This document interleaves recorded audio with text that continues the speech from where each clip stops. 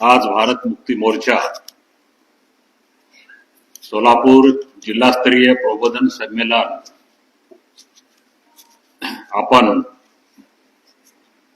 करत आहात आणि या जिल्हास्तरीय प्रबोधन संमेलन मध्ये काही प्रबोधनाचे विषय ठेवलेले आहेत.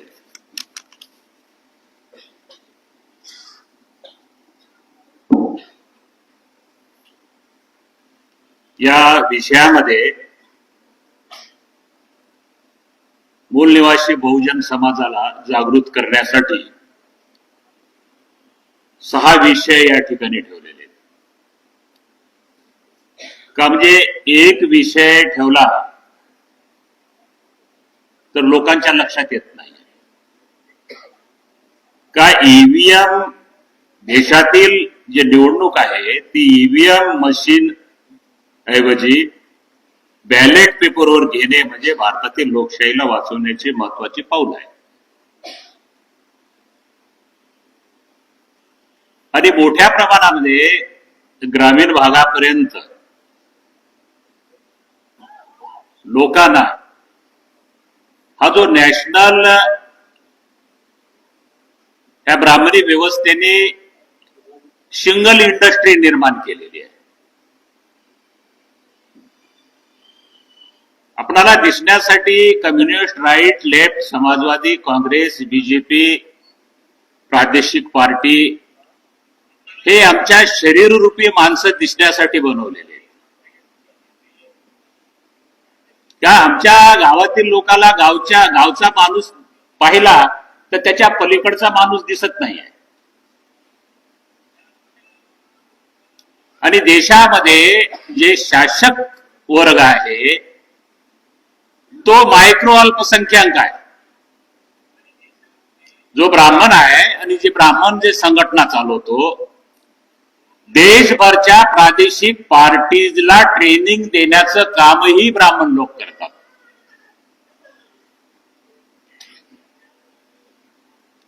का या देशातील जी व्यवस्था आहे ही व्यवस्था आमच्यातील सगळ्यात उच्च शिक्षण आपण पाहतो की युनिव्हर्सिटी, आणि युनिव्हर्सिटीमध्ये सगळ्यात उच्च म्हणजे पीएचडी केलेले प्रोफेसर्स आणि रीडर्स.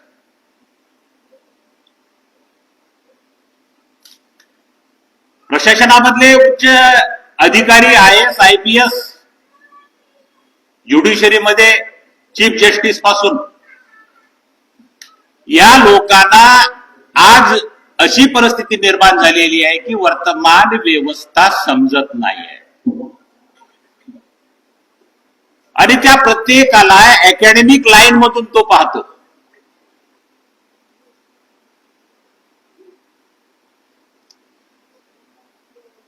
आणि वर्तमान जी परिस्थिती आज निर्माण झालेली आहे की 4 पिल्लरवर आज कब्जा आहे.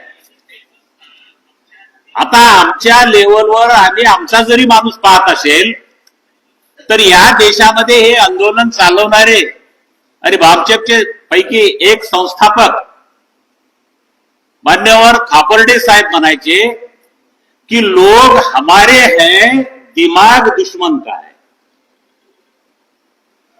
मला फार हे 2 वाक्य फार माझ्या माइंड मध्ये ते बिलकुल हे झालेले. दुसरा एक आहे की आमच्या समाजातून ज्या लोकांकडे संपत्ती आली खास करून 1950च्या नंतर, म्हणजे एकेकाळी त्याला कुत्र्याच्याही पलीकडे अवस्था होती.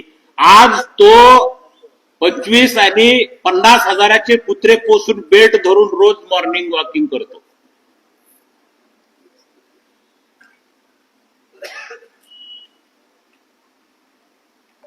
आणि एकीकडे डॉक्टर बाबासाहेब आंबेडकर म्हणतात आंदोलन चालवत असताना शिक्षित वर्गाबद्दल ते अपेक्षा व्यक्त करतात.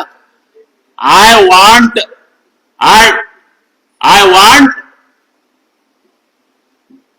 मुझे खिलौना जैसे कुत्ते नहीं चाहिए. मेरी समाज के रक्षा के लिए केवल बार्किंग डॉग नहीं चाहिए,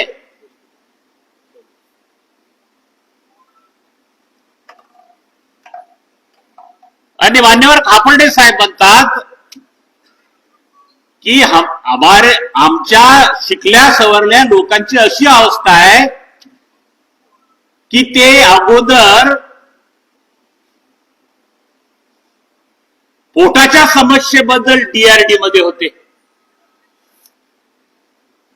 दारिद्र्य फार वाईट असते, अत्यंत भयानक वाईट असते.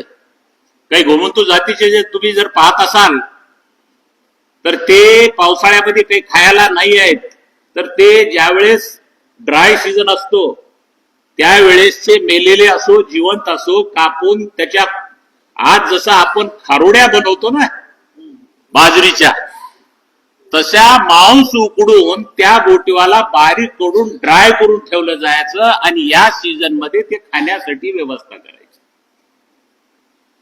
इतकी आवश्यक. म्हणजे आपल्या लोकांची पोटाची समस्या आहे, आर्थिक दरिद्री आहे.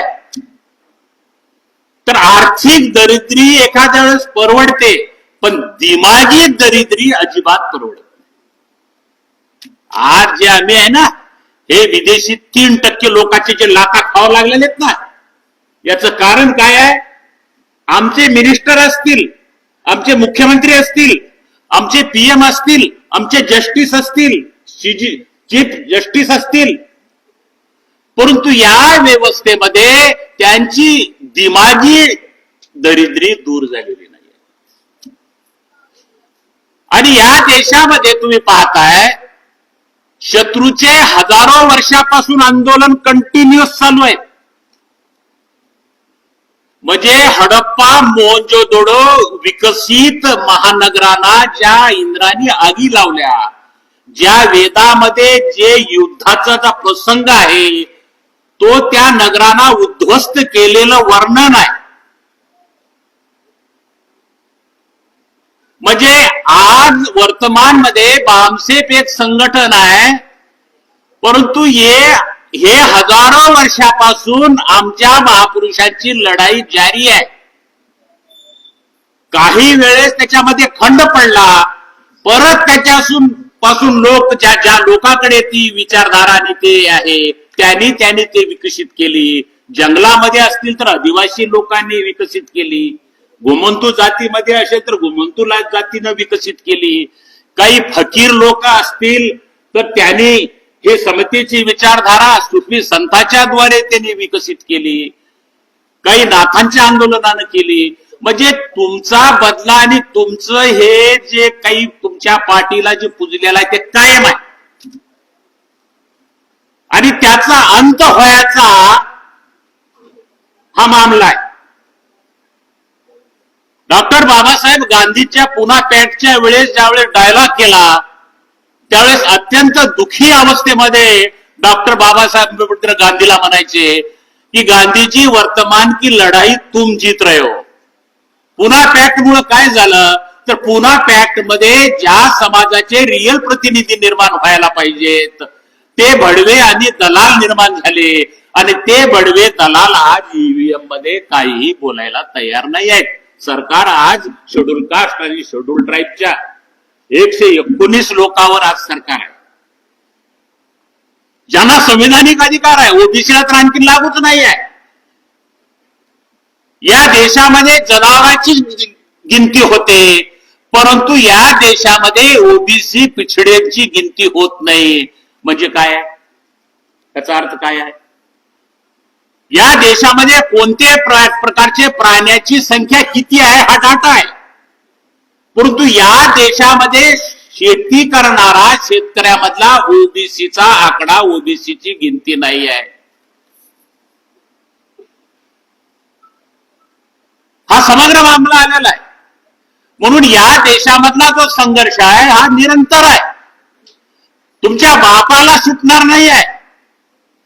आणि ज्याने चॅलेंज म्हणून स्वीकारलेला आहे तो महानायक म्हणून पुढे आलेला. डॉक्टर बाबासाहेब आंबेडकरांना काय आहे, हे येणाऱ्या पिढीवर उपकार करायचे म्हणून आंदोलन चालवलेलं नाहीये की आम्ही फार महान पैदा होणार आहोत 50च्या नंतर आणि यांना मोठमोठे पद आणि मोठमोठे अधिकार मिळावं याच्यासाठी नाही आहे. हे हजारो वर्षाची जी लढाई आहे त्या लढाईचं पार्ट अँड पार्सल बनून हे व्यवस्थेला खतम करतील. परंतु आज कंडिशन काय झालेलं आहे, केवळ जिंदाबाद, केवळ जय जयकार. आणि मग डॉक्टर बाबासाहेब आंबेडकरांना हे माहित होतं की हे हजारो वर्ष एक तर दारिद्र्य विश्व त्याच्यात पैदा झालेले आहेत, तर त्यांना जर लाडू दाखवला तर त्यानं लढाई सोडतो, लाडूच्याच मागे पळतो. त्यांना माहिती होतं, म्हणून त्यांनी सांगितलं की तुम्ही माझा केवळ जय जयकार करत असाल तर तुमचा सत्यानाश झाल्याशिवाय राहत नाही. डॉक्टर बाबासाहेब आंबेडकर सांगितलेले तुमच्या भिंतीवर जाऊन लिहा, तुम्हाला शासनकर्ती जमात बनायचं आहे. आता शासनकर्ती जमात बनायचं असेल तर इक्वेशन काय आहे, 13% शेड्यूल कास्ट आहे, 15% मुस्लिम आहे, 9% आदिवासी आहे, 52% ओबीसी आहे. जर या देशाचा जर राजा बनायचा असेल तर तुम्हाला हे आकडे मिक्स करावे लागतील ना. आकडे मिक्स, युनिव्हर्सिटीला महापुरुषाचं नाव दिल्यामुळं काही फरक पडणार नाही आहे की एखाद्या युनिव्हर्सिटीला छत्रपती शिवाजी महाराज युनिव्हर्सिटी, एखाद्या युनिव्हर्सिटीला डॉक्टर बाबासाहेब आंबेडकर युनिव्हर्सिटी, आणि त्याच्यातून सगळेच काही महापुरुषाच्या उद्देशासाठी पैदा होणार आहेत असं काही नाही आहे. हे भयानक परिस्थिती आहे आणि हे चॅलेंज म्हणून आम्ही स्वीकारलं पाहिजे. एक आहे तुम्ही असेही मरणार आहात, खाऊनी मरणार आहात, गुबगुबीत खाऊनी मरणार आहात, आणि हे व्यवस्थाही मारणार आहे. काय आज मारायचा कार्यक्रम आहे. आज मोठ्या प्रमाणामध्ये हॉस्पिटलमध्ये दवा विदेशी फॅक्टरी निर्माण करणं चालू आहे आणि त्याचा रेट इतका आहे की तुम्ही औषध घेऊ शकत नाही. दवाखान्यात गेलं तर डॉक्टर नाही आहे. म्हणजे हा कार्यक्रम काय आहे, हा कार्यक्रम काय आहे, हा मारण्याचा कार्यक्रम आहे. आमच्या लोकांना लक्षात येत नाही आहे. आज मोठ्या प्रमाणामध्ये प्रादेशिक भाषेचा वाद निर्माण केला जातो आणि इंग्लिश मीडियमला परवानगी दिली जाते आणि गव्हर्नमेंट शाळा बंद करण्याचं षडयंत्र चालू आहे. जशी तुम्ही आज शेती खरेदी करता तशी आज प्राध्यापक लोकांना 60 लाख 1 करोड रुपयापर्यंतचे पैसे द्यावे लागत आहेत आणि तेवढे पैसे देऊनही त्याला गुलामीसारखं तिथं व्यवहार करत आहोत. त्याला बिलकुल व्यवस्थेच्या विरोधात बोलता येत नाही आहे. हे समाजाचे प्रतिनिधी होऊ शकतात का, समाजाचं रक्षण करणारे होऊ शकतात का? वर्तमानमध्ये हा जो ईव्हीएमचा मामला आहे हा आम्हाला शासक बनण्यापासून रोखण्याचा आहे. हे भयानक षडयंत्र आहे. आणि आज देशातील प्रादेशिक पार्टी असो आणि देशातील नॅशनल पार्टीज असो आज याच्यावर चर्चा करायला तयार नाही, डिबेट करायला तयार नाहीये. खेड्यातला तर एकदम ज्याला काय गुंगे आणि मुके जनावरांसारखी हालत आहे. मी बऱ्याच कलेक्टर आणि तहसीलदाराबरोबर बोलतो, तुम्ही काही सांगता, डॉक्युमेंट दिला तर काही सांगता, आणि ऑफिसमध्ये बोलायचं असेल कॅमेरे लावलेले आहेत, तुम्ही मला घरात निवांत या, आणि घरात गेलं की घरात सांगायचं, बाहेर गेल्यातून सांगा. म्हणजे आज आमच्यातला कंडिशन काय झालेला, अतिउच्च शिकलेला माणूस ऐकून घ्यायला तयार नाहीये. आता तुम्ही पाहताय काय परिस्थिती आहे. म्हणजे कसं ते भामसेपचं ऐकायला गेलं ना, न गेलेलं बरं रे बाप्पा. का की भामसेप ही विचारधारा जी महापुरुषांची आहे ही क्रांती निर्माण करणारी आहे, आणि मग त्याच्या डोक्यामध्ये क्रांतीच नको आहे. समाजात तर नंतरची पहल आहे, त्याला त्या डोक्यामध्ये बिलकुल नाही आहे. आणि हा जो ईव्हीएमचा जो मामला आहे हा षडयंत्रपूर्वक 82 ला प्रयोग केलेला आहे. मान्यवर काशरीमजीच्या माध्यमातून या आंदोलनातून जी शक्ती निर्माण झाली आणि या शक्तीच्या जोरावर ज्या वेळेस सत्ता आली एका प्रदेशामधली, तेव्हा त्यांचा अंटिना खडी झाला आणि त्याने ठरवलं की येणाऱ्या काळामध्ये या देशावर काबू करणं फार अवघड आहे. तर काय करावं लागेल, षडयंत्र करून ही पार्टी हायजॅक करावी लागेल, षडयंत्र करून ही पार्टी भामसेप पासून तोडावी लागेल.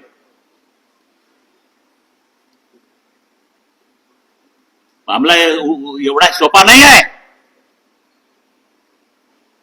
आज हे संपूर्ण तुम्ही पाहताय, आज जितक्या या देशामध्ये अशांतता आणि आतंकवादी निर्माण करण्याच्या ज्या विंग आहेत, हे ट्रेनिंग या RSS आणि ब्राह्मणी व्यवस्थेने ट्रेनिंग दिलेले आहेत. कुठल्याही गावातला जो गुंड पैदा केला जातो तो त्या पॉलिटिकल व्यवस्थेचा पार्ट आहे.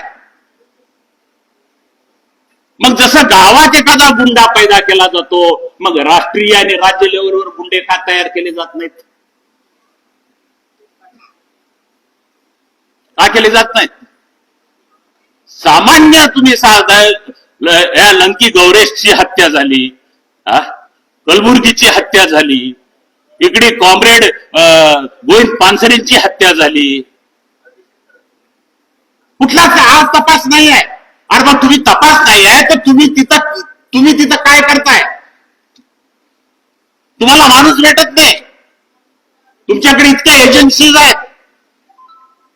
आणि मग या समाजामध्ये ज्यावेळेस डॉक्टर बाबासाहेब आंबेडकर, राष्ट्रपिता ज्योतिराव फुले, शाहू महाराज यांचे विचार घेऊन या संविधानाच्या दायऱ्यामध्ये काम करतायत, त्यांनाही लोकांमध्ये भय पैदा करणे आणि हे आंदोलन मध्ये षडयंत्रपूर्वक तोडफोड करण्याचं कारस्थान या देशामध्ये चालू आहे. आम्ही लक्षात घेतलं पाहिजे. हे 2004-5-82 ला प्रयोग झाला आणि त्याच्यानंतर हे कानून बनवलं आणि कानून बनवून लागू केलेला आहे. या ईव्हीएमच्या परिणामानं 3.5% आज हत्तीसारखी ताकद पैदा झालेली आहे त्यांच्याजवळ. परंतु आजही भयग्रस्त आहेत का या देशामध्ये कुठल्याही पार्लमेंटमध्ये, राज्याच्या विधानसभेमध्ये, विधान परिषदमध्ये विरोधी पार्टी आज तारीखला नाही आहे. अत्यंत दयनीय अवस्था आहे.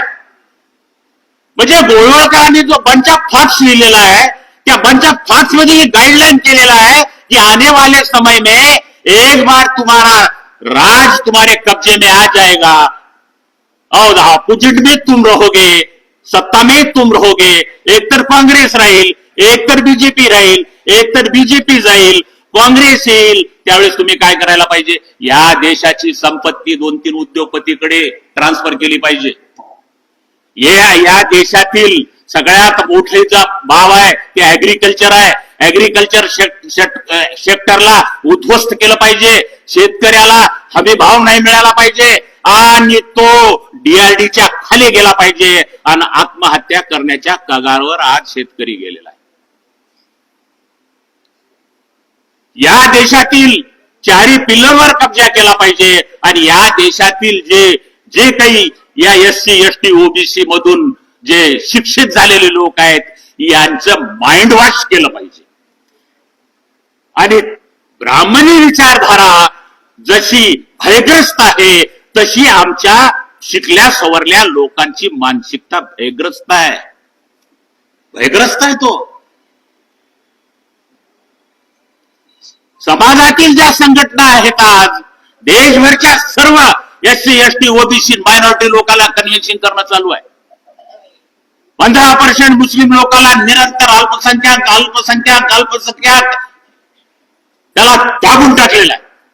आणि जसंही तो राष्ट्रीय आंदोलन मध्ये इन्व्हॉल्वमेंट होण्याचा प्रयत्न करतो, राष्ट्रीय मुस्लिम मोर्चाकडे हा समूह ट्रान्सफर होऊ नये म्हणून त्याला काय केलं जातंय? जसं तुम्ही इथं बसलेला आहात, मी समजा किंग मेकर आहे, किंग आहे, मी काय करतोय? इकडे एक बॉल फेकतोय. चला, हे वक्त बोर्ड की समस्या. आम्ही कुणीकडे पळालो? त्या बॉल. दुसरी, धनगरांना शेड्यूल ट्राईबचं आरक्षण मिळालं पाहिजे.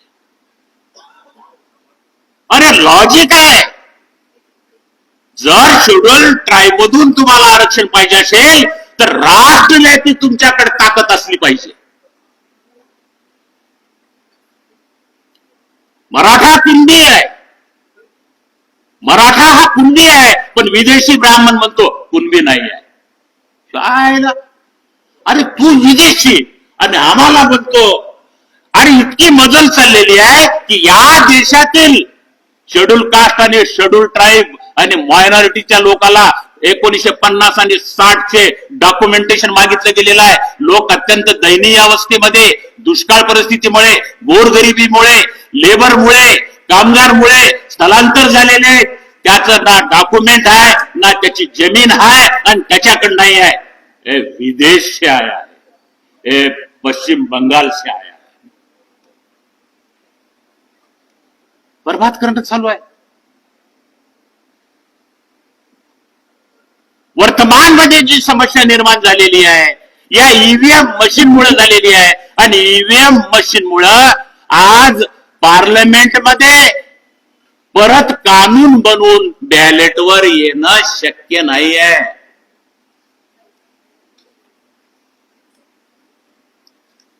हा जो मामला आहे, हा हजारो वर्षाचा जो मामला आहे, ज्या ज्या वेळेस आमचे आंदोलन चाललेले आहेत त्या त्या वेळेस आम्हाला राजा बनण्याची संधी मिळालेली आहे. या बुद्धाच्या आंदोलनामुळं आणि लाखो हजारो भिक्खूच्या आंदोलनामुळं आणि या सगळं संपूर्ण गण समाजाला, श्रमण समाजाला एकट्ठा केलं गेला आणि मग एक शेफर्ड बाय मौर्य साम्राज्य निर्माण झालं. त्याच विचारधारेमधून नाथाचं आंदोलन आहे आणि वारकऱ्यांचं आंदोलन आहे. म्हणून छत्रपती शिवाजी महाराजांचं राज्य निर्माण झालं, रयतेचं राज्य. म्हणून मित्र हो, वर्तमानमध्ये आता तरी घटना घडत आहेत की मला तर असं वाटतंय कधी कधी आमच्या लोकांना समजावून सांगून डोळे उघडत नाही आहेत. जोरदार फटके बसल्यावर डोळे उघडतात. काय आज तुम्ही पाहताय या महाराष्ट्रामध्ये प्रत्येक जातीला त्याच्या जातीबरोबर भिडवण्याचा कार्यक्रम चालू आहे. मराठामध्ये मराठाच्या थ्रू काउंटर करणं चालू आहे. धनगर, वंजारी, माळी यांना ओबीसी वर्सेस मराठा चालू आहे. आणि या सगळ्यांना in the name of Hindu आणि हिंदू राष्ट्र याच्या पुढे डम्मी शत्रू मुस्लिम उभा केला चाललेला आहे. आणि हा समग्र जो काही संघर्ष आहे याच्यामध्ये मरतोय मूलनिवासी, मारतोय मूलनिवासी. त्या दोघांचा डीएनए जर बघितला तर ते दोघेही मूलनिवासी आहेत. आदिवासी वर्सेस आदिवासीचा मामला चालू आहे. म्हणून आम्ही लोकांनी येणाऱ्या काळामध्ये हे जन आंदोलन आणि राष्ट्रव्यापी संघटन आम्ही समाजाला जागृत करण्यासाठी आम्ही मेहनत घेतली पाहिजे. आणि येणाऱ्या काळात वर्तमान परिस्थिती अशी आहे की आज त्यांना ही लक्षात आहे की आज नाही उद्या, उद्या नाही परवा हा देश सोडावा लागेल. 50 वर्षाचा तू विचार करतो. 1885 ला त्यांनी संघटन केलं आणि 47 ला त्यांनी कब्जात आलेले. 1885 ला त्यांनी विचार करत आहेत राष्ट्रीय काँग्रेसची सभा आणि 47 ला सत्तेत आहेत. 47 ला प्लॅन केलेला आहे विरोधी पार्टी आपली पाहिजे. मग त्यांनी जनसंघ आणि जनता पार्टी काढलेली आहे. त्यांनी सामाजिक संघटन पाहिजे, त्यांनी आरएसएस निर्माण केलेला आहे. म्हणून आज अफाट धन असलेली, अनअकाउंटेड मनी असलेली ही व्यवस्था आमच्या बेरोजगार युवकांना माइंड वॉश करून इस्तेमाल करणे चालू आहे. म्हणून आम्ही लोकांनी आमचं आंदोलन चालवत ठेवलं पाहिजे. आणि येणाऱ्या काळामध्ये हे सगळा बंदोबस्त होणार आहे. परिस्थिती येणार आहे, दुसरी कुठलाही अल्टरनेटिव्ह नाही आहे. आज या संघटनला आज एस्टॅब्लिश करायला 40-50 वर्ष खर्च झालेले. दुबारा आज एम्प्लॉयमेंट वर्ग खतम आहे. 39 ला एम्प्लॉयमेंट नावाची चीज राहणार नाही. 39 ला रिटायर्ड नावाचा माणूस भेटणार नाही. मग समाजाचं नेतृत्व कोण करणार आहे? प्रत्येक ठिकाणी तर धार्मिक ध्रुवीकरण करायच्या ऐवजी धार्मिक विस्थापित करण्याचा कार्यक्रम चालू आहे. म्हणून आपण हे अत्यंत गंभीरपणाने गोष्ट घेतली पाहिजे. आणि एकट्यानं एक राजकीय किंवा जिल्हा लेवलवरच्या संघटनेनं हा मामला होणार नाही आहे, तर आम्ही राष्ट्रव्यापी संघटन, आमच्या संघटनला राष्ट्रव्यापी संघटन बरोबर घ्यावं लागेल, तर येणाऱ्या आपल्या समाजाला या समस्येतून मुक्ती होईल, अन्यथा मुक्ती असंभव आहे. मित्र, मी अचानक ऐकायला आलेलो होतो, परंतु संयोजकांनी या ठिकाणी मला संधी दिली, आपण ऐकून घेतलं, त्याबद्दल व मार्गदर्शन करावं. माननीय भारतीय राष्ट्राध्यक्ष भारतीय मोर्चा नवी दिल्ली.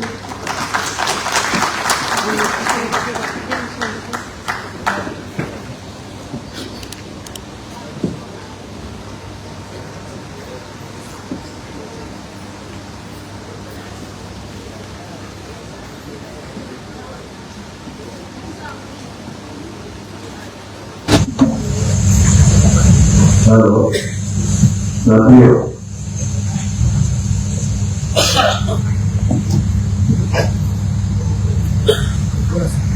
भारत मुक्ति मोर्चा के द्वारा आज का ये कार्यक्रम आयोजित किया गया है और इस कार्यक्रम में चर्चा के लिए बहुत सारे विषय रखे गए, मगर सबसे इम्पोर्टेंट विषय जो है वो ईवीएम मशीन है, ऐसा मैं मानता हूं, क्योंकि ईवीएम मशीन की वजह से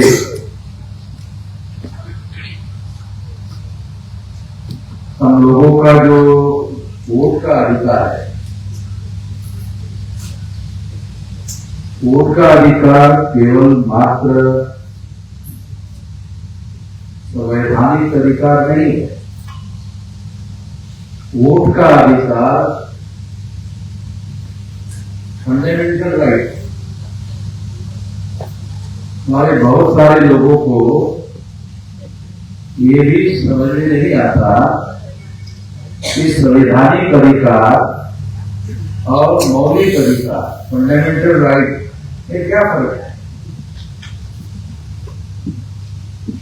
जो फंडामेंटल राइट है उसका वायलेशन करने का अधिकार सुप्रीम कोर्ट को भी नहीं।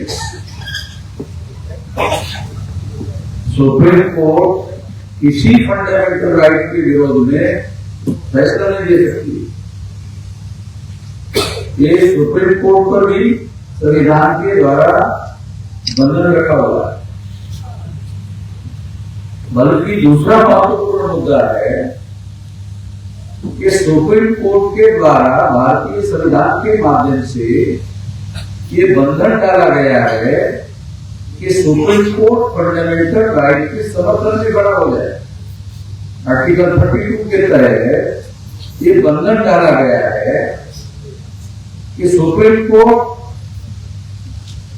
अगर कोई राज्य सरकार, केंद्र सरकार या किसी प्रकार की अधिकार रखने वाली व्यक्ति या संस्था अगर मौलिक अधिकार का, फंडामेंटल राइट का वायलेशन करती है तो सुप्रीम कोर्ट का उसको प्रोटेक्शन है, वो ऐसा कर नहीं सकती। कोई भी व्यक्ति, नागरिक, संस्था हाईकोर्ट और सुप्रीम कोर्ट में जाकर फंडामेंटल राइट का वायलेशन अगर प्रूव करता है तो हाईकोर्ट भारत सरकार के विरोध में, राज्य सरकार के विरोध में फैसला दे सकता है। दिए गए हैं तमाम फैसले हैं, तो ये फंडामेंटल राइट के विरोध में किसी सरकार को जाने का कोई अधिकार नहीं।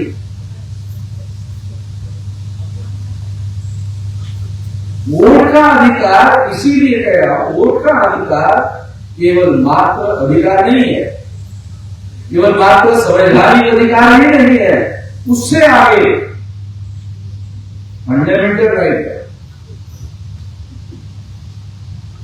और फंडामेंटल राइट को प्रोटेक्ट करने के लिए सुप्रीम कोर्ट को यह अथॉरिटी दी गई है कि वो फंडामेंटल राइट का वायलेशन ना होने दे।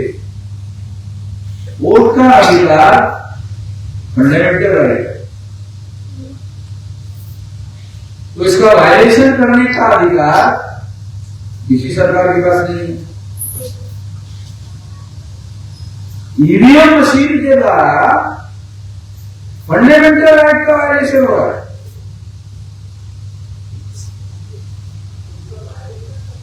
मगर फंडामेंटल राइट का वायलेशन हो रहा है, वो कैसे हो रहा है? मान लो, मैं एग्जाम्पल देकर आपको बता, ईवीएम मशीन में आप वोट डालते थे और उसमें वोट की गड़बड़ी होती थी, तो जो सबसे पहले ईवीएम आया और सबसे पहले ईवीएम का उपयोग हुआ, उस ईवीएम मशीन में जब आप वोट डालते थे तो आपका वोट किस पार्टी के नाम पर जमा हुआ ये आंखों से दिखाई ही नहीं देता था। जबकि पहले बैलेट पेपर होता था, तो बैलेट पेपर होता था तो क्या होता था?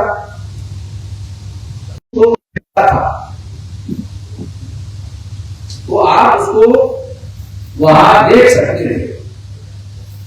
ईवीएम मशीन में जब सबसे पहले ईवीएम मशीन आई गई तो आपने वोट दिया, मान लो आपने बीजेपी को दिया, कांग्रेस को दिया और तमाम अलग पार्टी को दिया, जिसको भी दिया वो दिखाई नहीं देता कि आपने वोट किसको दिया। जबकि बैलेट पेपर में आपके आंखों के सामने आप वहां स्टैंप लगाते थे, स्टैंप लगाने के बाद फिर एक बार देखते थे, लगाती है, उसके बाद वोट करते थे। ईवीएम मशीन में सबसे पहले जो ईवीएम मशीन लाई गई थी उसमें दिखाई नहीं देता। ये मामला फिर सुप्रीम कोर्ट में गया, सुप्रीम कोर्ट में ऑर्डर हुआ, मैं भी सुप्रीम कोर्ट में गया था, ऑर्डर हुआ, ऑर्डर होने के बाद देखना शुरू हुआ। ऑर्डर होने के बाद देखना शुरू हुआ।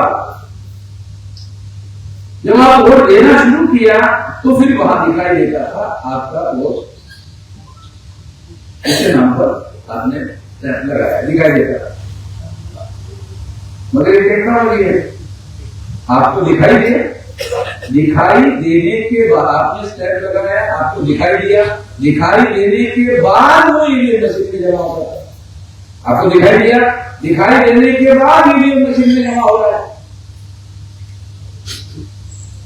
दिखाई देने के बाद ईवीएम मशीन में जमा हो रहा है, उसको समय लग रहा है। जो समय लग रहा है उसी समय में वो मशीन के अंदर उसकी प्रक्रिया चल रही है, आपके सामने नहीं चल रही है। मशीन के अंदर जो प्रक्रिया चल रही है वो आपने जिसको वोट दिया और वो वोट किसी और के नाम पर जमा हो रहा है। कुछ लोगों को ऐसा नहीं हो सकता, टेक्नोलॉजी नहीं हो सकता है। आपने वोट दिया, आपको आंखों से दिखाई दिया, फिर टेक्नोलॉजी ने व्यवस्था किया कि ये चेंज करो, तो पसंद नहीं करती। ये वेरिफिकेशन करने के लिए किसी कैंडिडेट के पास नहीं। मशीन के अंदर कौन सी टेक्नोलॉजी का उपयोग किया गया? हमारे लोगों को बहुत सारी बातों की जानकारी ही नहीं है।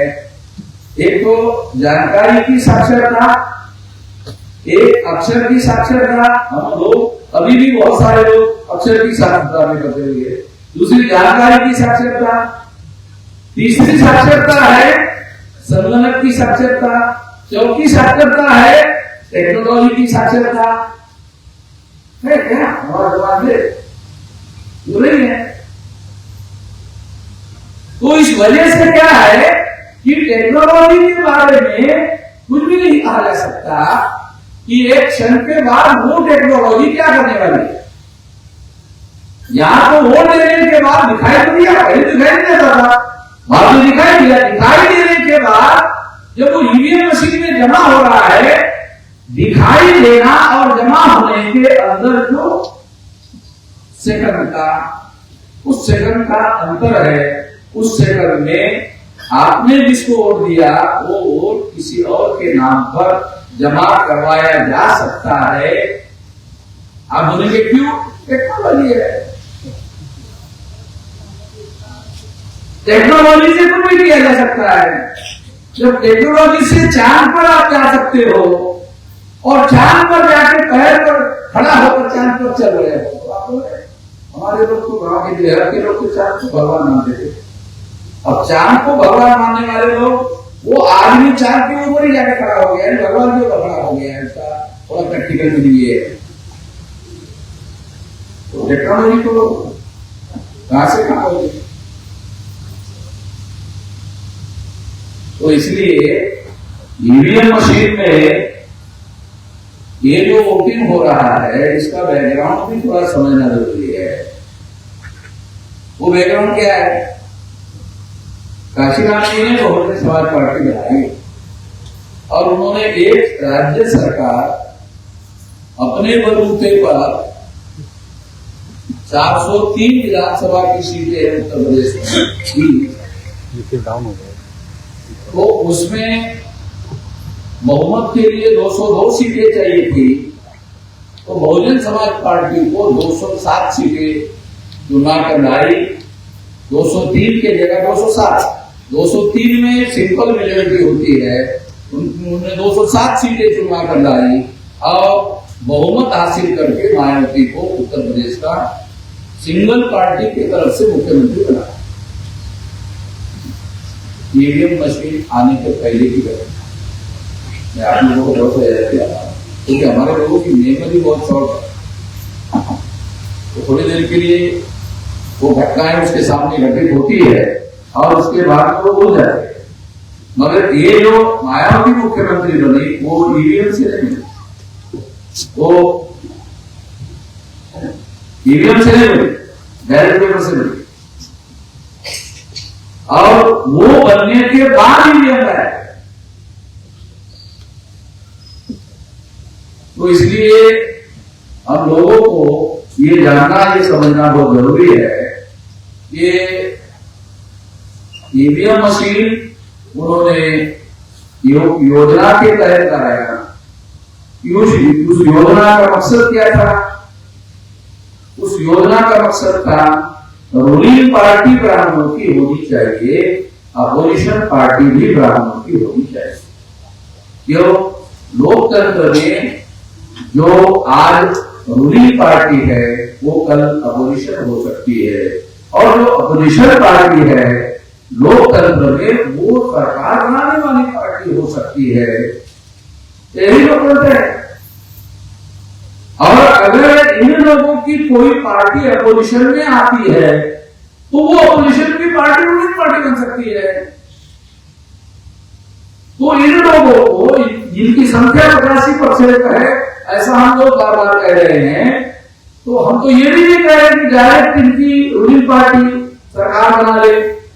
मैं तो ये कह रहा हूं कि पहले उनकी अपोजिशन पार्टी होगी और उसके बाद में रूलिंग पार्टी होगी।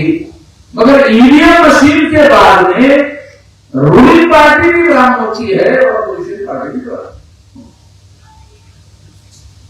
ऐसे फाइनल हो गए कि आपकी संख्या 85% है, आपके वोट भी 85% है, मगर आपकी सरकार कभी नहीं है। ईवीएम मशीन का मकसद ब्राह्मणों की रूलिंग पार्टी हो, अपोजिशन भी ब्राह्मणों का ही हो। तो कांग्रेस जाएगी तो बीजेपी आएगी, बीजेपी जाएगी तो कांग्रेस आएगी। ये व्यवस्था करने के लिए ईवीएम मशीन आएगी और ऐसा हो रहा है। अभी बीजेपी रूलिंग पार्टी है तो अपोजिशन कांग्रेस पार्टी। कल मान लो चुनाव होता है अगले 5 साल में, हो सकता है कांग्रेस सिंपल मेजोरिटी में आकर सरकार बना ले, ऐसा हो सकता है।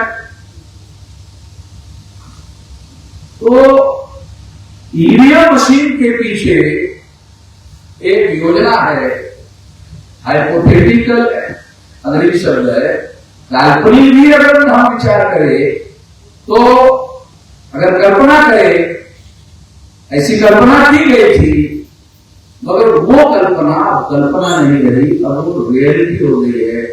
रूलिंग पार्टी काम होती है तो अपोजिशन पार्टी भी काम होती है। जिसकी कल्पना की गई थी वो रियलिटी में आ गई। तो इसलिए ईवीएम मशीन जो है वो इस देश के बहुसंख्यक लोग हैं, उन लोगों के अधिकारों को, साधारण अधिकारों को नहीं, मौलिक अधिकारों को, फंडामेंटल राइट को खत्म करने का काम ईवीएम मशीन कर रही है। सुप्रीम कोर्ट में आप इसके बारे में केस लेकर जा सकते हैं, क्योंकि फंडामेंटल राइट का वायलेशन होता है तो केस लेकर जा सकते हैं, और केस लेकर जाकर सुप्रीम कोर्ट के सामने ये बातें रख सकते हैं। मगर सुप्रीम कोर्ट से आप लोगों को न्याय मिलेगा, इसकी अपेक्षा आजकल करना मुश्किल हो गया है। इसलिए सुप्रीम कोर्ट का जो ऑप्शन है वो लास्ट ऑप्शन मानना चाहिए, और लास्ट ऑप्शन मानकर उसके पहले जो हमारे पास उपाय है उसका उपयोग करना चाहिए। वो ऑप्शन क्या है? वो ऑप्शन है हमें राष्ट्रव्यापी संगठन निर्माण करना चाहिए, और वो संगठन कम से कम 15 लाख बूथों में कार्यरत वाला संगठन होना चाहिए, और 15 लाख बूथ के आधार पर आंदोलन करना चाहिए। और आंदोलन केवल आंदोलन नहीं होना चाहिए, जन आंदोलन होना चाहिए। तो ये मामला ईवीएम मशीन का मामला, जिसके माध्यम से उन्होंने कंप्लीट कंट्रोल किया, तो उसके विरोध में साधारण आंदोलन से ये मामला हल होने वाला नहीं, सुप्रीम कोर्ट में हल होने की संभावना नहीं है, क्योंकि शासक वर्ग के लोग वहां बैठे हुए हैं। एक आदमी हमारा सुप्रीम कोर्ट का चीफ जस्टिस हो गया, एक आदमी हो गया, मगर इस तरह के जो फैसले हैं वो अकेला जस्टिस जजमेंट नहीं दे सकता, बेंच होना चाहिए 2 जज का, 3 जज का, तो दूसरा कोई आदमी नहीं है, तीसरा कोई आदमी नहीं है। अगर 3 लोगों का बड़ा बेंच होता है, क्योंकि ऐसे मामले सिंगल बेंच में नहीं आते हैं, कम से कम 3 जज के, 5 जज के इसमें आते हैं। एक आदमी चीफ जस्टिस है, मगर 3 आदमी का अगर बेंच बन जाए तो 2 उधर हो जाएंगे, और चीफ जस्टिस के भी विरोध में वो लोग फैसला सुना सकते हैं, और बहुमत का फैसला सुप्रीम कोर्ट के बना सकता है, तो वो हमारे फेवर में नहीं हो सकता। तो इसलिए सुप्रीम कोर्ट अभी ऑप्शन नहीं है, अभी विकल्प नहीं है, अभी पर्याय नहीं है। अभी हमारे सामने आंदोलन का पर्याय है, और आंदोलन करने के लिए हमको क्या करना होगा? तो हमारे पास जन आंदोलन करने का विकल्प है, और उसके लिए हम लोगों को आंदोलन की तैयारी करने का काम करना चाहिए। तो आपको क्या करना चाहिए? तैयारी करनी, तो करने के लिए एक जिले में केवल एक आदमी चाहिए। आंदोलन तैयार करना है ना, तो एक जिले में केवल एक साल में एक आदमी आंदोलन तैयार कर सकता है। एक आदमी जिम्मेदारी हो तो वो मान लो 10 तहसील है, तो 10 तहसील 3 महीने में या 6 महीने में वो 10 तहसील में कमेटी बना सकता है, और 10 तहसीलों की कमेटी बनाने के बाद तहसील के जो लोग हैं, अगर उसमें एक आदमी अगर उस लेवल की समझदारी और काम करने वाला हो, तो वो 6 महीने में उसके नियंत्रण में जो 100, 150, 200 गांव है या 200-300 बूथ है, तो वो 6 महीने में उसके पास 180 दिन है, तो 180 दिन में वो अपने माध्यम से, अगर उसने ब्लॉक का संगठन बनाया और ब्लॉक के नीचे ग्राम पंचायत का संगठन बनाया और बूथ लेवल का संगठन बनाया, तो 6 महीने में सारे गांव कवर हो सकते हैं, सारे बूथ खड़े हो सकते हैं। और इस तरह का काम 650 जिलों में या 600 जिलों में हो सकता है ऑल इंडिया में, और 600 जिलों में यह आंदोलन खड़ा किया जा सकता है एक साल में। इस तरह की समझदारी हो तो ये किया जा सकता है। मगर हम लोगों ने प्लान बनाया कि ऐसा काम करने वाला ये कार्यकर्ता इतना समझदारी वाला और टाइम बॉन्ड प्रोग्राम बनाकर काम करने वाला आदमी हर जिले में उपलब्ध होगा, इसकी गारंटी नहीं दे सकते। इसलिए इसका उपाय है कि हमने 2030 तक टाइम बॉन्ड प्रोग्राम बनाया कि हमको 6 लाख गांव का और 15 लाख बूथ का संगठन 2030 तक बनाना चाहिए। इस पर हम काम करें। अगर 15 लाख बूथ का संगठन हो गया तो एक बूथ से अगर 10 लोग हमने मोबिलाइज किया, एक बूथ 1000 बूथ का, उसमें 10 लोगों को मोबिलाइज किया तो कितना होगा? 15 लाख इंटू 10, 1.5 करोड़ का होगा। अगर 100 लोगों को मोबिलाइज किया तो 15 करोड़ होगा। 15 करोड़ लोग अगर मान लो सड़कों पर उतर गए, गांधी ने 3 करोड़ लोगों को उतारा, थाकते चले गए थे। अगर हम 15 करोड़ लोगों को जनता को, हमारे लोग हैं 85%, अगर हम 15 करोड़ लोगों को उतार देते हैं तो ये डायरेक्ट 50 से 60 करोड़ लोगों को प्रभावित कर सकते हैं और आंदोलन को बहुत बड़ा विशाल आंदोलन खड़ा कर सकते हैं। तो हमारे लोगों को 2 काम करनी चाहिए। एक तो जिला में इस तरह के लोगों को आप तैयार करो, वो सारे तहसीलों के यूनिट खड़ा करे, ब्लॉक के यूनिट तैयार करे, ग्राम पंचायत के यूनिट तैयार करे और बूथ लेवल का संगठन खड़ा करे। अगर वो ऐसा करता है तो आंदोलन धीरे धीरे जन आंदोलन होगा और जब ये जन आंदोलन होगा तो जन आंदोलन के द्वारा ये मामला हल हो सकता है। जैसे अंग्रेज जन आंदोलन के द्वारा 8 अगस्त 1942 को गांधी ने क्विट इंडिया मूवमेंट शुरू की थी, भारत छोड़ो आंदोलन शुरू किया था। उस आंदोलन के माध्यम से उन्होंने भारत छोड़कर जाने का फैसला किया। अगर आप ऐतिहासिक बहुत पुराना 2000 साल पुराना उदाहरण नहीं दे रहा, अभी उस बात को 100 साल भी पूरे नहीं हुए, अभी पुरानी बात नहीं है, अभी करंट बात। तो ये किया जा सकता है और करने का प्लस पॉइंट क्या है? संख्या हमारी है, केवल हमारे लोगों को जागृत करने की जरूरत है, बहुसंख्या में लोगों को तैयार करने की जरूरत है। हम जिसको बहुजन कहते हैं वो एसटी, एसटी, ओबीसी, माइनॉरिटी को मिलाकर बनता है। कम अधिक संख्या में सभी समूहों के लोग उसमें होने चाहिए। 6500 जाति के ना हो मगर सभी समूहों के होने चाहिए। शेड्यूल कास्ट के होने चाहिए, मोस्ट बैकवर्ड शेड्यूल कास्ट के होने चाहिए, एक्टिव बैकवर्ड शेड्यूल कास्ट के होने चाहिए, शेड्यूल ट्राइब के होने चाहिए, मोस्ट बैकवर्ड शेड्यूल ट्राइब के होने चाहिए, नॉमिनी ट्राइब के होना चाहिए, एमबीसी के होना चाहिए, ओबीसी के होना चाहिए और इनसे डेवलपमेंट माइनॉरिटी में मुस्लिम, सिख, ईसाई, खुदी, जैन, लिंगायत ऐसे 14 से 15 सामाजिक समूहों के लोग होने चाहिए।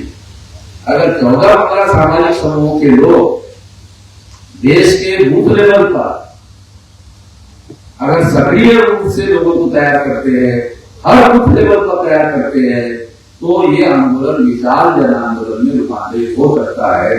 तो हमारे कार्यकर्ता को एक जिले में एक कार्यकर्ता सारे देश भर में 625 जिलों में मैं घूम करके अकेला इतना बड़ा संगठन करके मैं अपने उदाहरण से बता रहा हूं। आप लोगों को इतना विशाल संगठन खड़ा करने के लिए नहीं कहा जा रहा है या किसी को ये नहीं कहा जा रहा कि मेरे जैसा हर देश भर में संगठन खड़ा करो, आपके जिले का संगठन करो। और उसके लिए अकेले को डिस्ट्रिक्ट के हर गांव में जाना नहीं है। डिस्ट्रिक्ट के अंदर तहसील है, तहसील के नीचे ब्लॉक है, ब्लॉक के नीचे ग्राम पंचायत है। अगर आप मेजर यूनिट तैयार करते हो तो वहां लेके कार्यकर्ता आपको तैयार करना है और उसके नीचे जो ग्राम पंचायत है, ग्राम पंचायत के नीचे बूथ है और बूथ के नीचे जो सोशल भौगोलिक नेटवर्किंग है, अगर आपने यूनिट खड़ा कर दिया तो उसको भौगोलिक यूनिट कर सकते हैं। सोशल नेटवर्किंग का मतलब है आपको उस 1000 वोट में एससी के, एसटी के, ओबीसी के, माइनॉरिटी के लोग होंगे तो उनको आप तैयार करते हो तो इसका मतलब है आपने बहुसंख्याक लोगों को मोबिलाइज करने का काम किया। अगर बहुसंख्याक लोगों को मोबिलाइज करने का काम किया तो आप इस आंदोलन के द्वारा ये मामला हल कर सकते हैं। अगर आपने ईवीएम मशीन को खत्म करने का काम नहीं किया तो आपका वोट खत्म हो गया है। ईवीएम मशीन ने आपका मौलिक अधिकार, जो वोट का अधिकार है, वो है केवल, और रियलिटी में खत्म कर दिया। क्योंकि वोट का अधिकार नहीं है, रिप्रेजेंटेटिव चुनने का अधिकार है। आप जिसको चुनना चाहते हैं उसको चुन नहीं सकते हैं, तो वोट का अधिकार होगा, शून्य हो गया। तो ईवीएम मशीन के ऊपर चला गया अधिकार, आपका अधिकार ईवीएम मशीन पर गया। पहले आप चुनते थे, अब ईवीएम चुनेगी।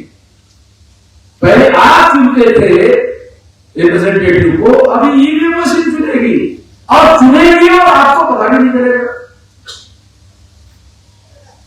ये बात डेवलप की है, ये बहुत खतरनाक बात है, और इसके लिए आंदोलन करने के लिए हम लोग कार्यरत हैं।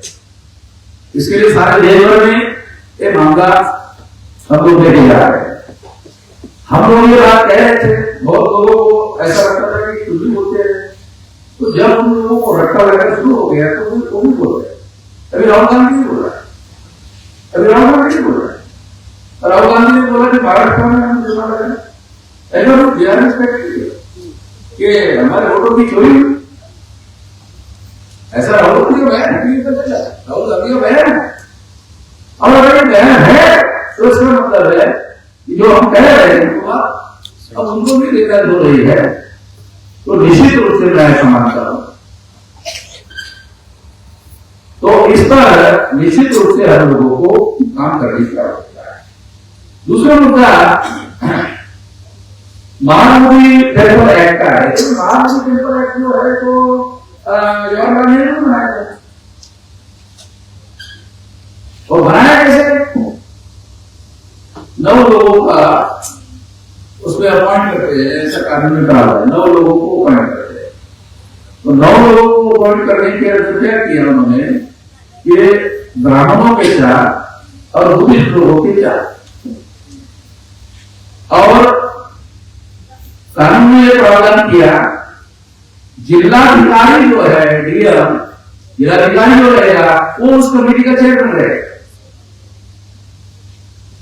अगर वो ब्राह्मण नॉन ब्राह्मण है तो वो हो नहीं हो सकता, तो उसको बिहार के किसी और जिले से उसको लाकर वो ब्राह्मण ही होना चाहिए। तो 4 ब्राह्मणों के और 4 बुद्धों के और एक जो जिलाधिकारी ब्राह्मण अगर उसको अध्यक्ष बनाया तो ब्राह्मणों के 5 हो गए, 5 ब्राह्मणों के हो गए। तो इसका मतलब है टेम्पल जो है बुद्धिस्ट लोगों का है, और कब्जा कानून बनाकर नेहरू ने ब्राह्मण का कानून बनाकर ब्राह्मण का कब्जा करा है। ब्राह्मणों का कोई लेना नहीं है, मगर ब्राह्मणों का कानून बनाकर कब्जा करा है। हम लोग क्या कहते हैं? समाजवादी, जवाहरलाल नेहरू समाजवादी थे। यहां तो ऐसा दिखाई देता है समाजवादी थे, यहां तो दिख रहा है कि ब्राह्मणों का कब्जा कर देते हैं, पहल करने वाला दिखाई दे रहा है। तो जितने भी ब्राह्मण लोग हैं उनको मालूम है वो 3-3.5% लोग, तो या तो वो समाजवादी बनते हैं। समाजवादी क्यों बनते हैं? ब्राह्मण समाजवादी क्यों बनते हैं? समाजवादी का मतलब है गरीबों के समर्थक। समाजवादी का मतलब है गरीबों के समर्थक। तो गरीबों की संख्या ज्यादा है, तो ब्राह्मण की इमेज गरीबों के समर्थक बनाते हैं, ताकि तमाम गरीब जो है उनको वोट देकर अल्पसंख्यक ब्राह्मणों को बहुसंख्यक में रूपांतरित करने का काम करते हैं। ये समाजवादी बनने के पीछे का रहस्य है। तो ब्राह्मण चुनाव जीतने के लिए समाजवादी बनता है। तो जवाहरलाल नेहरू इसी तरह से शेड्यूल को में एडल्ट पंचायत आ गया, प्रौढ़ मताधिकार आ गया, जाति निरपेक्ष धर्म निरपेक्ष वोट का अधिकार है। जाति और धर्म के आधार पर किसी को भी वोट के अधिकार से वंचित नहीं किया गया है।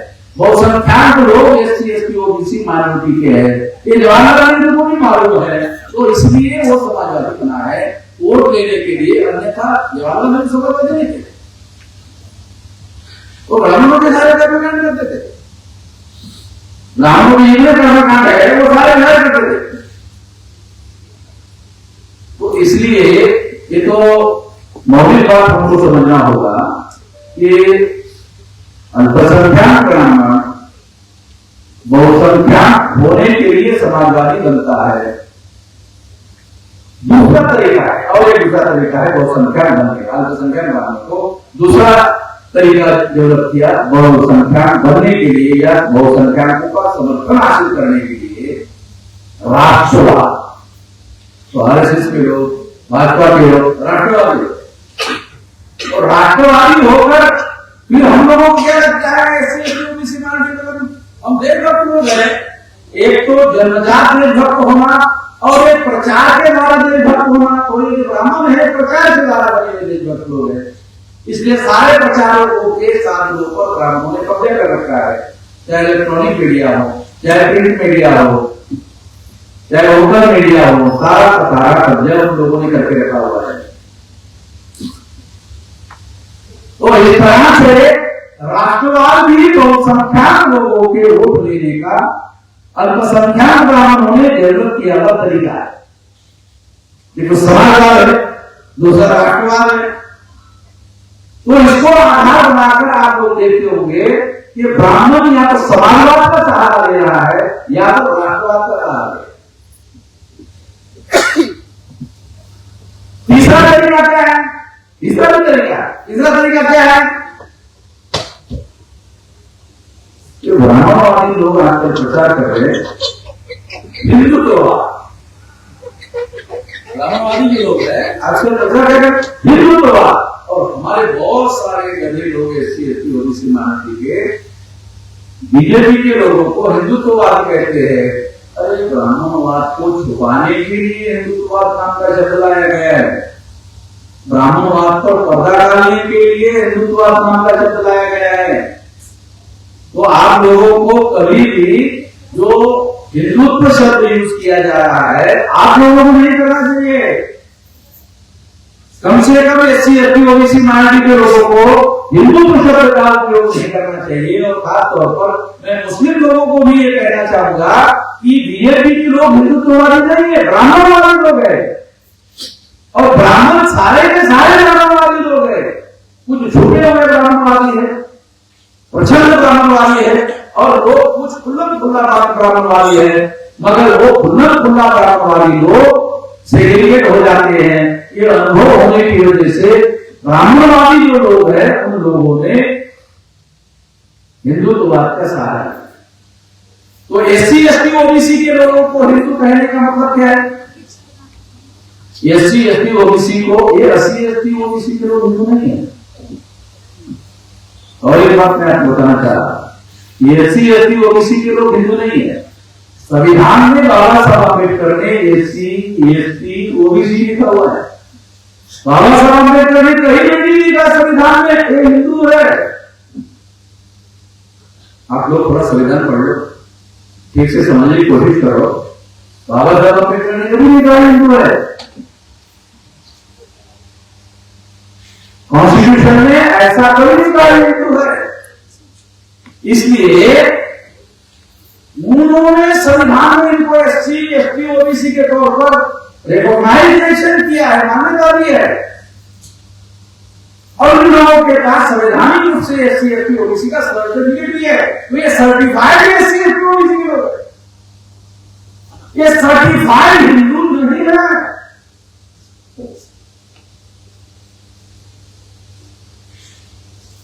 अगर मान लो थोड़ी देर के लिए हम लोगों की सरकार आती है तो फिर तो ये सारा कंफ्यूजन खत्म हो जाएगा। एक सिंपल ऑर्डर निकालना होगा सेंट्रल गवर्नमेंट का, एक सिंपल ऑर्डर एग्जीक्यूटिव ऑर्डर निकालना होगा।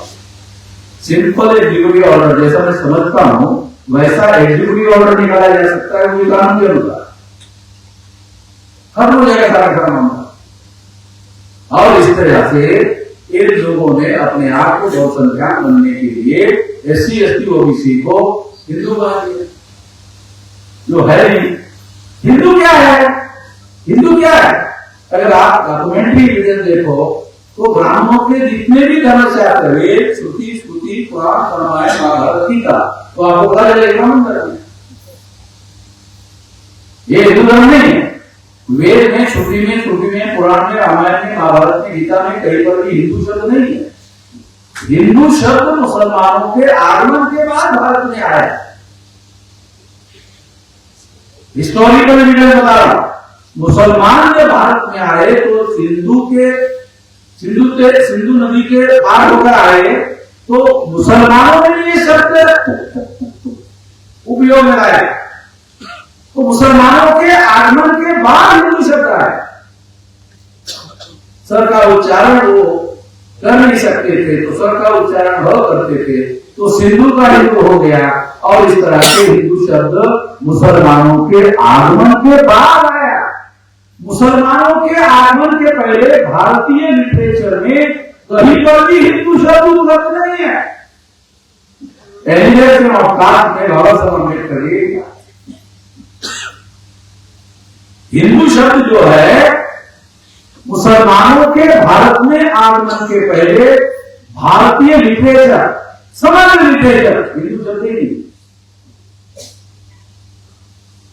क्योंकि वेद तो बहुत बड़े से वेद, श्रुति, स्मृति, पुराण बहुत प्राचीन है। तो तब तो मुसलमान भारत में थे ही नहीं। बहुत बाद में मुसलमानों का आगमन हुआ।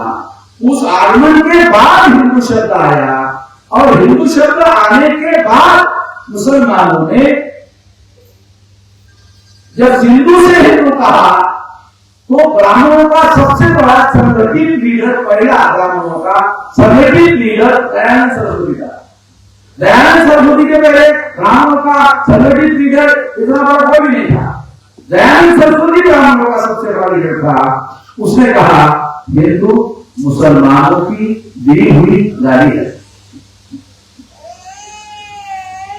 हिंदू मुसलमानों की दी हुई गाड़ी है। ऐसा दयानंद सरस्वती, जो ब्राह्मणों का सबसे पहले संगठित रूप से लीडरशिप करने वाला आदमी, उसने कहा हिंदू मुसलमानों की दी हुई गाड़ी है। तो फिर ब्राह्मण तो अपने को ब्राह्मण ही कहते थे, ब्राह्मण अपने को हिंदू नहीं कहते थे, मगर ब्राह्मण एससी एसटी ओबीसी कुछ मराठा को हिंदू कहना शुरू कर दिया। हिंदू कहना कब शुरू किया? 1917 के बाद जब एडल्ट फ्रेंचाइज की चर्चा शुरू हुई। एडल्ट फ्रेंचाइज का मतलब क्या है? करोड़ मताधिकार। जब अंग्रेज भारत छोड़कर जाएंगे तो प्रत्येक व्यक्ति को irrespective of caste, creed and religion, place of birth, इसके आधार पर भेदभाव किए बगैर हर 21 साल के व्यक्ति को वोट का अधिकार दिया जाएगा। तब ब्राह्मणों को पता चला हमको हम तो 2.5% लोग हैं। अगर इसी तरह का वोट का अधिकार हुआ तो हम लोगों को अधिकार खत्म हो जाएंगे और बहुसंख्यक लोगों के पास पावर ट्रांसफर हो जाएगा। चुनाव होगा तो जिनकी ज्यादा संख्या है उनके पास पावर ट्रांसफर हो जाएगा। और ये कई जगह राज्यों में ऐसा हो रहा है। अगर बिहार में होता है तो या तो ब्राह्मणों को नीतीश कुमार का सहारा लेना पड़ता है, या तो लालू प्रसाद का सहारा लेना पड़ता है। बीजेपी नीतीश कुमार का सहारा लेती है और कांग्रेस के लोग लालू प्रसाद का सहारा लेते हैं। ये जो बात मैं आपको उस समय जो लोग सोचते थे 1917 में, ऐसा तो आज समाज घटित हुआ है। और इसलिए उन लोगों ने उस समय प्राण बनाकर हिंदू शब्द लाया। जो शब्द गाली सूचक था तो गाली सूचक था ऐसा कहने वाले लोगों ने ही हिंदू शब्द हमारे लिए प्रयोग करना शुरू कर दिया। 6,500 जातियों के लिए उन्होंने हिंदू कहना शुरू कर दिया। तो इससे क्या होगा?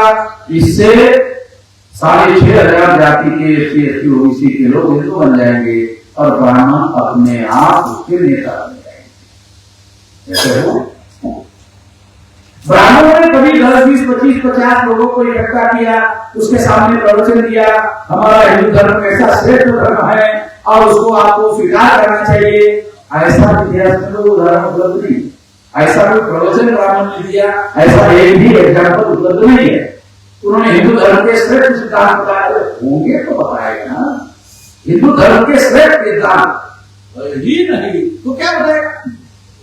कोई सिद्धांत है इन धर्म के श्रेष्ठ सिद्धांत? वर्ण व्यवस्था, जाति व्यवस्था, अस्पृश्यता, आदिवासियों का सेग्रीगेशन, महिलाओं की नाश्ता, शूद्र को ओबीसी के ऊपर थोपा जाना, ये तो मौलिक सिद्धांत है। और ये सिद्धांत प्रचार करने के लिए जहां बहुसंख्यक लोगों का समर्थन का हम हासिल करना चाहते थे, ये बात कह नहीं सकते थे। किसी को शूद्र कहने वाले ब्राह्मण शूद्र कहना बंद कर दिया, ओबीसी को शूद्र कहते थे, अब कोई ब्राह्मण ओबीसी को शूद्र नहीं कहता है, बल्कि ब्राह्मण किसको शूद्र कहते थे उसको हिंदू कहना शुरू कर दिया। और हिंदू के नाम पर जिस ओबीसी को शूद्र कहते थे वो सारे ओबीसी ब्राह्मणों के नेतृत्व में इकट्ठा होकर केंद्र में एक शूद्र को प्रधानमंत्री बनाकर रखा। हमें गुलाम बनाओ मगर प्रधानमंत्री जरूर बनाओ। ये सिचुएशन, ये परिस्थिति जो है, इसका जो विश्लेषण मैं आपको बता रहा हूं, जो मैं समझ रहा हूं, वो समझने का एक मौलिक कारण है फुले साहब अम्बेडकर की समीक्षा करने की जो दृष्टि है वो भारत के किसी थिंकर के पास नहीं है। वो फुले साहब अम्बेडकर के जो विचार करने की उनकी जो दृष्टि है, वो दृष्टि की वजह से ये विश्लेषण नहीं करता।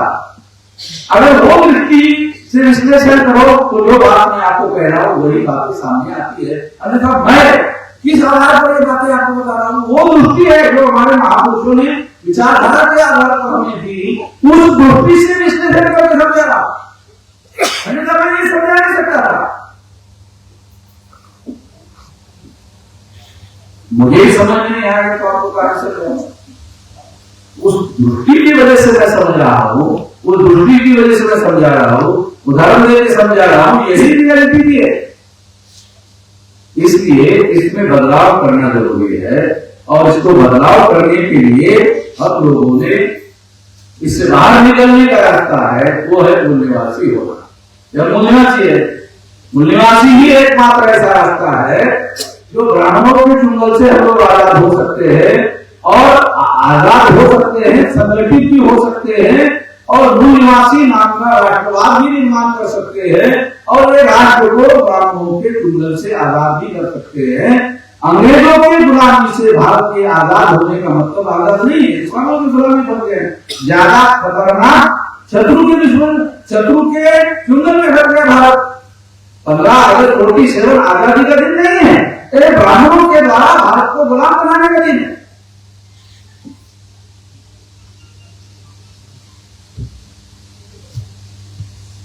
और इसके आधार पर मेरे खिलाफ मैं ऐसा बोल रहा हूं, नरेंद्र मोदी प्रधानमंत्री तो मेरे खिलाफ एफआईआर दाखिल करते, मैं तो सारे देशों में बोल रहा हूं, सारे देशों में बोल रहा हूं, देश का प्रधानमंत्री उनका है। मैं तो यूपी में जाके बोल रहा हूं, उनका मुख्यमंत्री उनका है। वो जो मुख्यमंत्री है, अगर उसका इतिहास देखो तो वो पूर्व के नाग लोग हैं जो वर्ण व्यवस्था बनाई, तो ये नाग लोगों के अंदर से क्षत्रिय वर्ण बनाया गया। तो वो क्षत्रिय वर्ण का एक आदमी उत्तर प्रदेश का चीफ मिनिस्टर बनाया, बीजेपी का बहुमत मिला और एक आदमी गोरखपुर में एमपी के लोग चुन रहा है, उसको लेकर के मुख्यमंत्री बनाया। उसके बहुमत बीजेपी को मिला, जो सिंगल आदमी था उसको उठाकर उसको मुख्यमंत्री बनाया। वो तो बीजेपी का था, ये जो उत्तर प्रदेश का मुख्यमंत्री है तो बीजेपी का नहीं था। वो किसी मकसद के लिए ऐसा कर रहे हैं, तो आरएसएस बीजेपी के अंदर जब वो ऐसा फैसले करते हैं तो कोई आदमी करने के लिए खड़ा नहीं होता। अरे हमने लड़ाई लड़ी, हमने इतना किया, वो ओबीसी के आदमी का नाम लेकर चुनाव लड़े, वो ओबीसी का आदमी देखेगा, उसको मिलिट्री नहीं करा। क्या नाम उसका? क्या मौर्य, स्वामी प्रसाद मौर्य, केशव प्रसाद लोग मालूम नहीं, क्योंकि ऐसी दृष्टि नहीं है आप लोगों के साथ। केशव वो जो आदमी जिसका नाम लेकर उन्होंने चुनाव लड़ा, ओबीसी का आदमी था, केशव प्रसाद। तो इस तरह से उसके नाम पर वोट दिया, बहुमत हासिल किया, मगर बहुमत हासिल करने के बाद मुख्यमंत्री किसी और को बनाया, क्योंकि उसके नाम पर बहुमत नहीं मिल सकता था। ये बहुत सारी बातें हैं और मजदूर की रेडियम उठता है तो बहुत सारी बातें, झूठी बातों के बारे में वो लगातार बातें करते रहते हैं और जो सही बात है वो बात एकदम पीछे चली जाती है, रुक जाती है और पता ही नहीं चलता। तो इसलिए साथियों, हम लोगों को प्लान बनाकर, योजना बनाकर बदलाव अगर करना चाहते हैं तो हमारे पास बूथ लेवल का संगठन खड़ा करने के अलावा मैं इसी में लगा हुआ हूं। मैंने बहुत लंबा समय भामसेल का संगठन बनाने में लगाया, बहुत लंबा समय लगा। भामसेल जो है वो कर्मचारी लोगों का संगठन है। अभी मैं भारत मुक्ति मोर्चा जो आंदोलन करने वाला संगठन है उसका 15 लाख बूथों का संगठन खड़ा करने में लगा हुआ हूं और इसका टाइम बॉन्ड प्रोग्राम 2030 तक है। 15 लाख बूथ का संगठन बनना चाहिए 2030 तक। तो भामसेल बनाने के लिए एक एक पढ़े लिखे आदमी को समझाते थे, आंदोलन करने के लिए एक एक आदमी को समझाने की जरूरत नहीं है। हमारे नेशनल इश्यूज है उस मुद्दे पर आंदोलन खड़ा करें, आंदोलन खड़ा करेंगे तो आप लोगों को मालूम है कि हमारी एक लाइन की खबर नहीं जाती। क्यों? मुझे हमने काम की एक लाइन की खबर नहीं जाते, उनको मालूम है ये लोगों को मालूम नहीं होना चाहिए, इसलिए हाइड करते हैं। ना चाहने का मतलब हाइड करते हैं। सोशल मीडिया की वजह से लोगों तक फैला है। तो आप लोगों को जो 15 लाख लोग हम तैयार कर रहे हैं तो 15 लाख लोग मीडिया का भी काम करें, सोशल मीडिया का। जिसके पास मोबाइल है, अभी आजकल जो स्मार्टफोन होता है, ये स्मार्टफोन हर आदमी के पास है और जिसके पास स्मार्टफोन है वो सोशल मीडिया चला सकता है। कितने लोगों को समझ में आता है?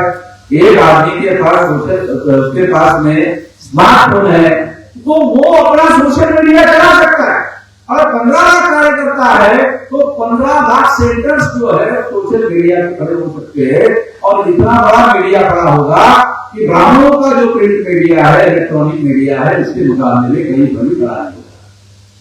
ये आप कर सकते हो, जो आप कर सकते हो वो करिए, जो आप कर सकते हो।